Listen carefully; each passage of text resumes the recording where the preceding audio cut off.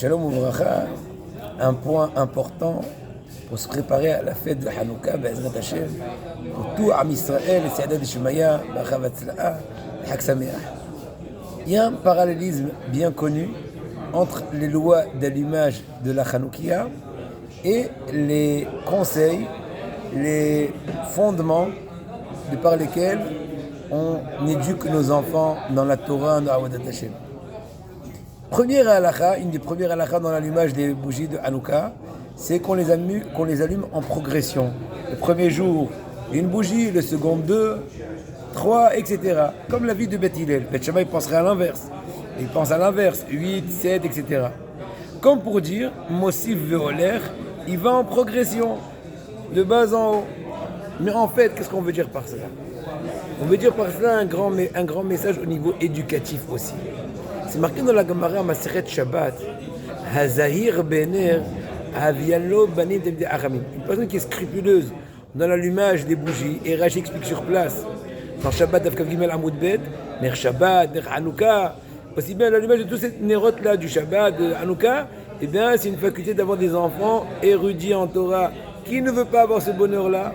Et donc, en apprenant un peu les idées de l'allumage de la bougie, on va aussi apprendre comment éduquer nos enfants dans le bon chemin de la Torah.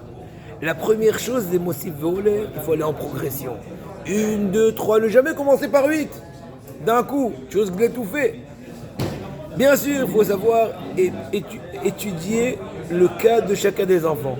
Ils sont tous différents. Chacun a une sensibilité différente, il est plus doué dans un point, etc. C'est un premier point. Notre maître Rabbi Eliyahu Roth a donné un très bel exemple sur cela. Il dit, c'est comme quand tu confectionnes une matzah ronde de Pessah. Alors tu prends le rouleau et tu t'apprêtes à arrondir la pâte afin que tu aies un cercle parfait, en tout cas autant que tu peux. Mais bien sûr, ce cercle-là ne sera obtenu que si tu avances en progression dans l'arrondissement de la pâte. Mais imaginons qu'une personne qui n'a pas trop de patience, il dit, allez, je vais commencer avec le côté gauche, je vais étaler. Après maintenant, je vais aller côté droite, je vais étaler. Eh bien, il aura une matzah à la coupe à l'africaine. Il ne pourra pas obtenir un cercle parfait équidistant. Ainsi, au niveau de l'éducation des enfants, il faut aller de façon homogène, progressive, et tout le temps étudier de nouveau le terrain et savoir comment aider nos enfants à cela. Deuxième point pour finir, extraordinaire. On sait très bien qu'il y a une mitzvah de faire Hidur mitzvah. Hidur mitzvah, c'est embellir un mitzvah. Un beau tzitzit, une bonne mezouza, un beau, etc., un beau tefillin.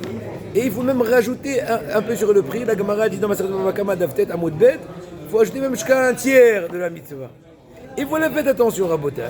Dans l'allumage des bougies, le premier soir, on allume une bougie. Le second soir, on aurait pu allumer une seule, selon la stricte loi.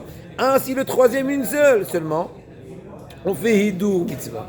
On embellit la mitzvah. Le deuxième soir, 2. Le troisième, 3. Faites attention que le pourcentage de rajout, de jour en jour, il est exponentiel. Le deuxième soir, on a 2, c'est-à-dire 100% de rajout vis-à-vis du premier soir. Le troisième soir, on a 3, ça veut dire qu'on a rajouté 200% vis-à-vis de la fiole de base, etc. Comme pour dire qu'au niveau de l'éducation, il n'y a pas de proportion combien il faut s'investir pour la réussite de nos enfants. On bénit tous, Be'ez Hashem, Chag Sameach, et que Kadosh Baruch Hu fait briller sur nous tous la lumière et la lueur des Nerot Hanouka pour éclairer toute cette obscurité, ces difficultés, pour chasser toute cette obscurité qui nous dérange, de mieux voir Hachem qui est toujours là et qui veille à nous. Hanouka Sameach.